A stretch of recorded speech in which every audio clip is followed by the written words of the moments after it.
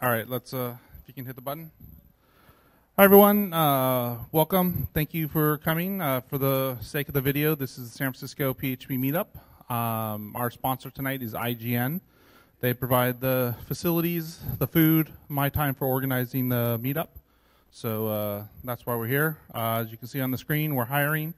We're actually not looking for a PHP developer right now, though if you do kick ass at it, we will probably hire you anyway. But if you do know a senior Java engineer or MySQL DBA, let me know because we could really use the help. This is the first time we've done an open mic night, so I have no idea how well this is going to work out. We have Matt, Anthony, and Logan. They're going to give a couple quick minute talks here. And then what I'd like to do afterwards is just either open the floor to just general discussions, or if we can crowd around a couple tables or something, just figure out what we want to have for the next month. We have Nick Kaluger from here at IGN talking about Zen Framework 2. That's some new cool stuff coming out with them. He's going to talk about doing some really neat stuff with Varnish and other caching techniques within Zen Framework 2. And then the 10th year anniversary is in October. So the group will be around for 10 years this October. We're going to have Chris from New Relic talk about RUM, Real User Monitoring. We're going to do something a little extra. I don't know what yet, but at the very least we'll have cupcakes or something like that. But you know, it's a 10 year, so kind of want to have a little bit of fun with it. But just definitely don't leave before talking with me about what you want out of the group, so that we can get the rest of the year booked out and into next year as well. And with that, I'm going to go ahead and turn the floor over to Matt. We'll be up in a minute.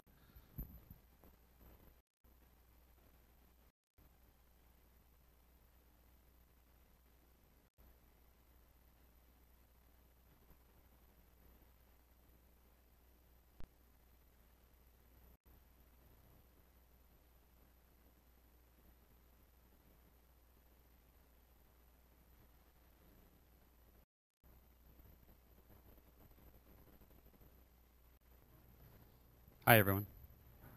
How many of you guys have heard of Cloud9 IDE? A few of you? Okay, so let's see if I can get this resized properly.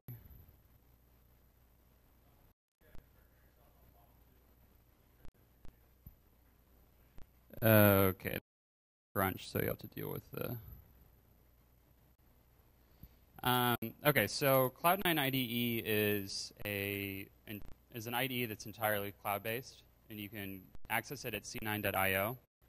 And when developers think web-based applications, they tend to think of it as being pretty rudimentary, pretty slow, maybe not so beautiful, and all these things. But it's actually not the case with Cloud9. In fact, when you use Cloud9, this is what it looks like.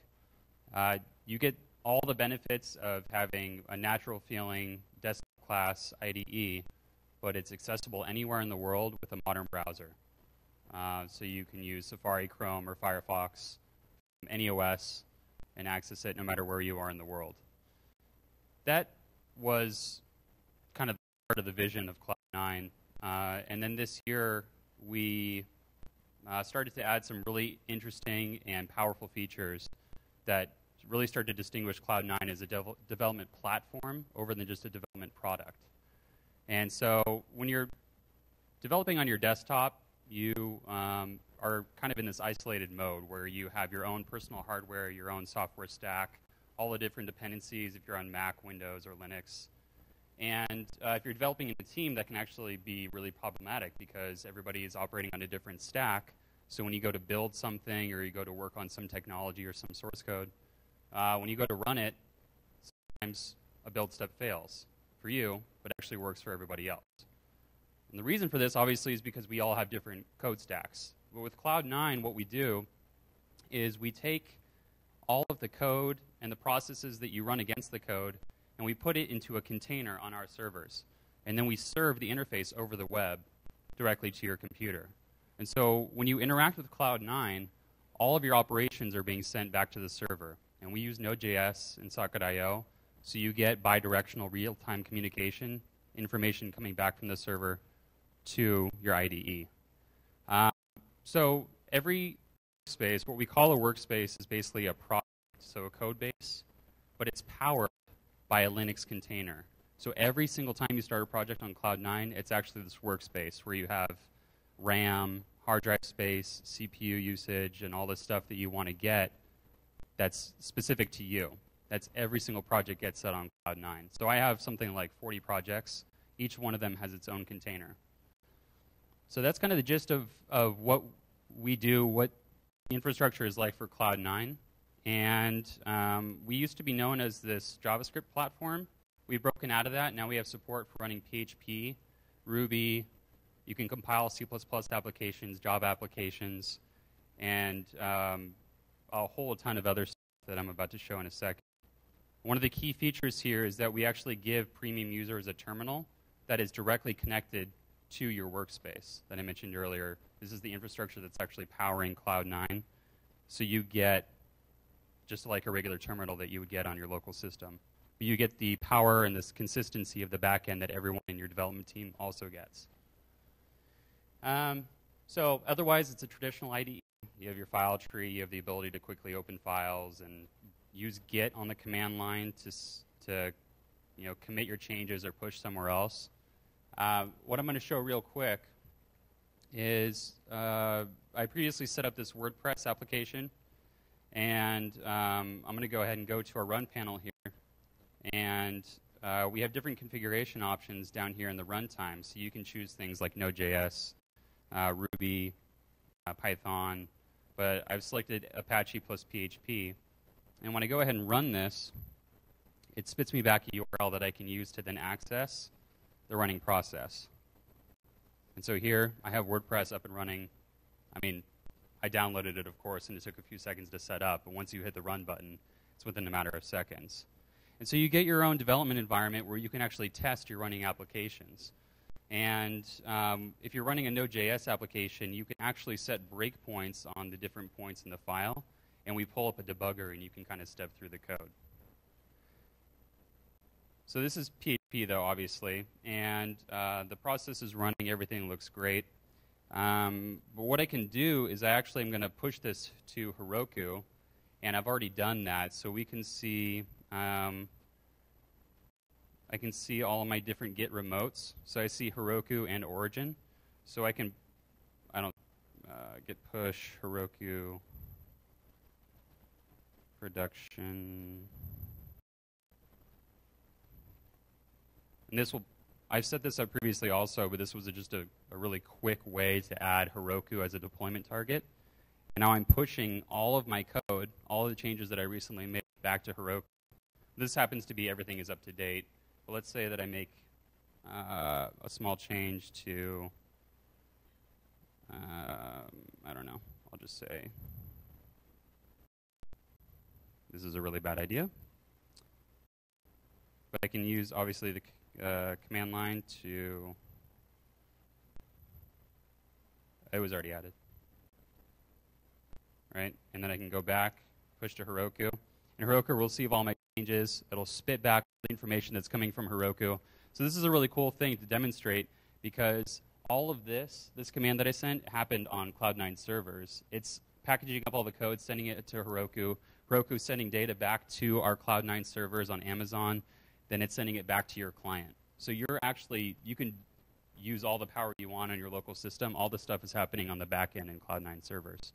And it just so happens to be that I was working on this project on my desktop before, and now I'm working on my laptop. Everything's left off where it was before.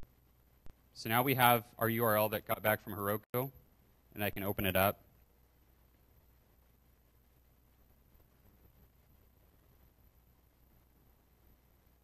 And there it is. There's our WordPress site. So that's the gist of what I like to work on Cloud9. It's really easy to deploy. It's really easy to edit your files. It's also really easy to bring in other people to help you on your code if you've got a problem or you want something else. So I've actually got a members list here on the right. Got you connected? And you can pass, this URL is passable. So you just see Garen came online. He's got read-only access, but I think, Garen, if you can Select something in this styles file if you have it open.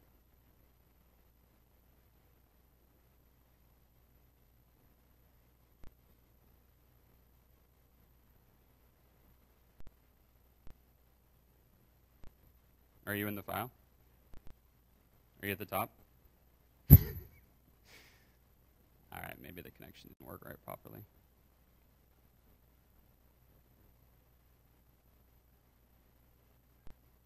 Now I'm offline because the Wi-Fi is a little bit slower.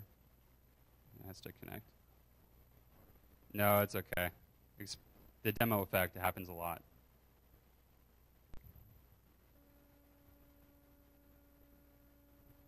Well, maybe I'll give you read-write access and see if that does the trick. But anyway, under normal circumstances, you can see Garen's cursor. You can see up to 16 different collaborators at the same time can be working on the same file. You can see their cursors. You can chat with them in the members list. Oh, now everything's goofed.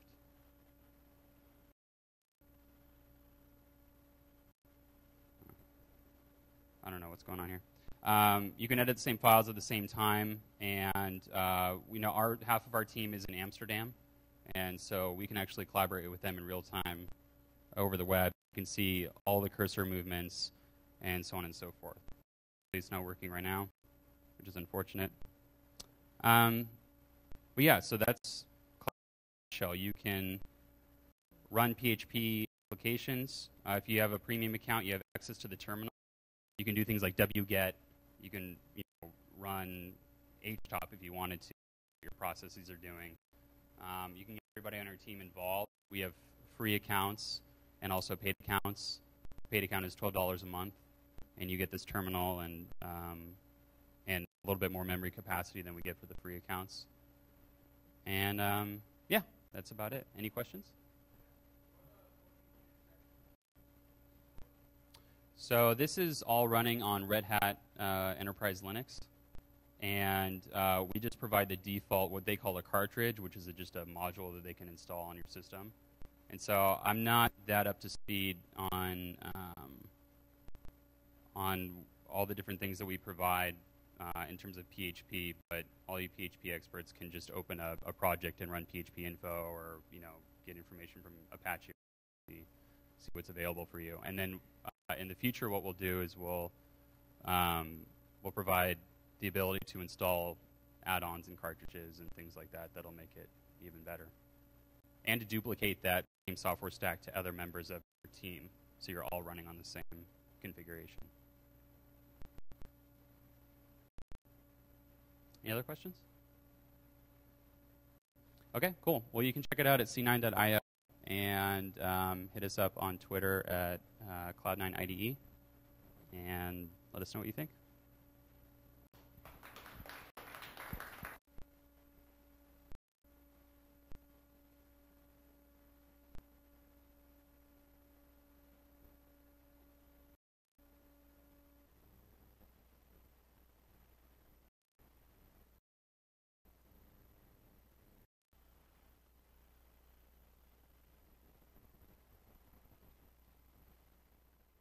Hello, hello. Perfect.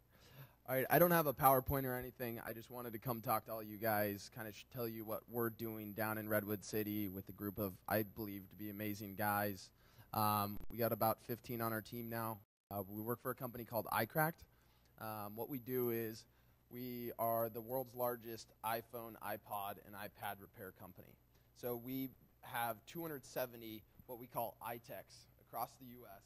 that will go and fix your phone at your work, office, at your house, wherever you may be, and have it fixed within 20 minutes. So it's an on-demand service for this whole smartphone life cycle industry, where we're moving not just into repair, but into this buyback, which is a $50 billion industry, and re-commercing it down to Brazil and other emerging markets. We're trying to build out the team right now. Our framework is CodeIgniter. We're looking for really good PHP guys.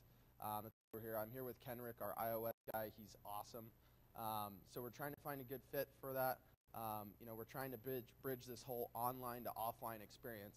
We're a hardware company, but we want to use the software to really make this a seamless process and make it as easy as possible. Think Cherry, think Uber, think Exec. think that sort of experience, but in the smartphone lifecycle market, which is definitely booming right now. You know, Kenrick and I would love to talk to you. So if you want to catch us before, you know, after this, I'd love to sit down, you know, and see if it's a good fit. But thanks, guys. Appreciate it.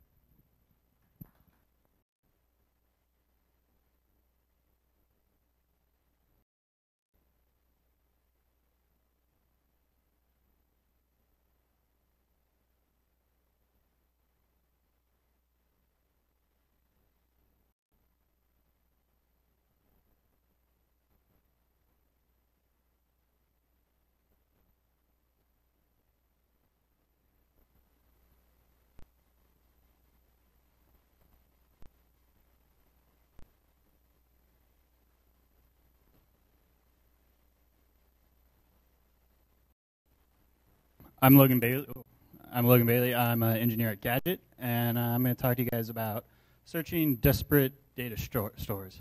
So recently came across an issue where we started storing data in Mongo and in MySQL, and then wanting to query both data stores at the same time, which is a huge pain in the butt. So as I said, that's the problem right there. You got data in Mongo and MySQL. And so there are a couple different solutions. Probably best is to move over to one data store, but you obviously chose each of those data stores for their particular benefits. You can duplicate the needed data in either place. This is a pain in the butt because you're duplicating data and no one wants to do that. Sounds like a bunch of to me that don't need to happen. And then you can use another persistent storage engine. So this is my solution. So I would recommend you guys using Sphinx Search. And it's a open full text search server. It's high performance. Craigslist uses it, and some other companies that I can't remember. So yeah, great relevance, ease of integration. It works on all Linux distros, I believe. It's also on RPM and compiles nicely. And the downsides of this solution: XML. Supposed to remove that image. And data consistency. So you have to worry about keeping your data up to date in your Sphinx server as well as your other two servers. So let's first talk about getting your data into Sphinx. To do that, you're going to need to create an index in Sphinx, and you're also going to need to create an XML data feed. So this is what your search index will look like. So basically, you're telling it that you're going to be using an XML pipe. This is a path to where your XML stream is going to be coming from, and then just basic information about the fields that this search engine is going to have. It's going to have a free text field called product name, and then some other attributes that you can filter on. So company ID, price, and then maybe a user rating. Obviously, you can add a lot more to this. And then you have to create this beautiful schema, XML. And as you can see here, you have all the you've declared what you're going to use, and then you're passing in the data. And this is basically your primary key that I would use in a MySQL route. And then this is where all the fun comes in. So I coded this up real quickly. This would be a basic script to generate all of your data store. So this is actually combining your two data stores. I pulled everything out of my rackets row, and I've pulled everything from my MySQL, from my Mongo collection about my rackets. Then I've iterated over both the data sets and printed it out into an XML feed. Obviously, this is going to be custom to your installation, and probably going to be the biggest bottleneck in the whole place. Yeah, that's where that image was supposed to go. So Sphinx actually comes with a PECL extension. I don't know if any of you guys have actually used Sphinx. There's a nice PECL extension. If, for some reason, you're running on CentOS 4, like we're at my old company, and you can't install PECL extensions, there is a PHP file that you can use that has the same exact API. But anyway, so I've just set up some basic parameters here. This right here says I'm not actually doing a language match. So it's not actually going to be texting my free chat. It's not going to be searching my text. It's actually just going to be doing comparisons. So here I passed in a company ID. This would be company ID in 358 or 122 would be the sequel. Here I set a price range. So my pricing between $98 and $250. And then I set this price mode, or I set the sort mode price descending. And then I just search my index, which I happen to name rackets. And so that will return all the pagination data and the primary keys. And then you can usually just pass that into however you want to look up the data to display to your users. Then I'm going to go over performance real quick. So as I said earlier, XML is going to be the bottleneck. Sphinx is definitely not the bottleneck. So these are some stats I pulled down from their site earlier. On a 10 to 15 megabytes of text per second, per CPU. But yeah, that's how fast the indexer runs. Sorry about that. And then with 1 million documents that were up to 1.2 gigabytes of text, a 2-core desktop did 500 queries per second. And duplicate. But yeah, so does anybody have any questions?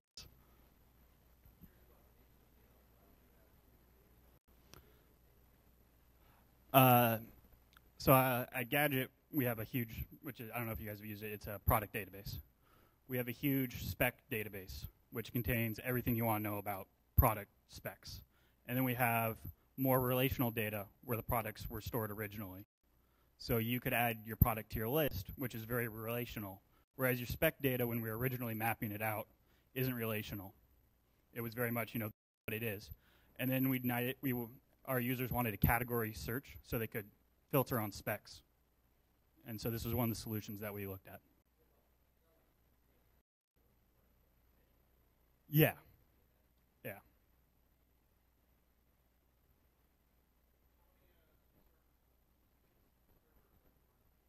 I believe we are running 2. No, it is not a master slave. They're just pure duplicates of each other. I know that Craigslist does use master slave, or they were moving toward it.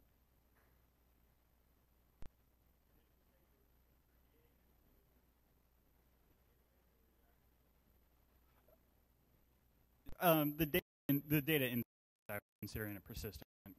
It's not going anywhere. No.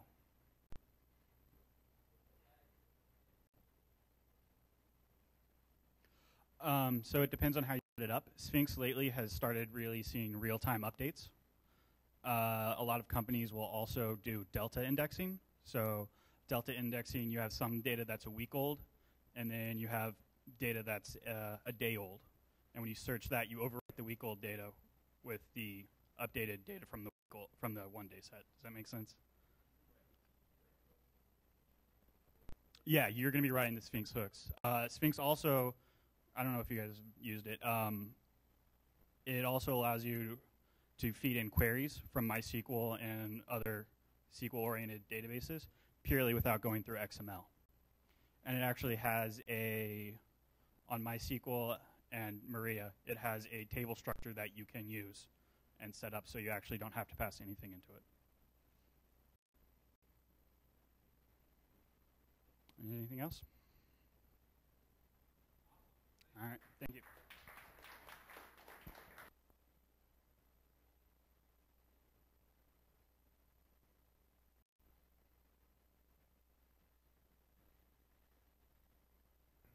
Takes a little while.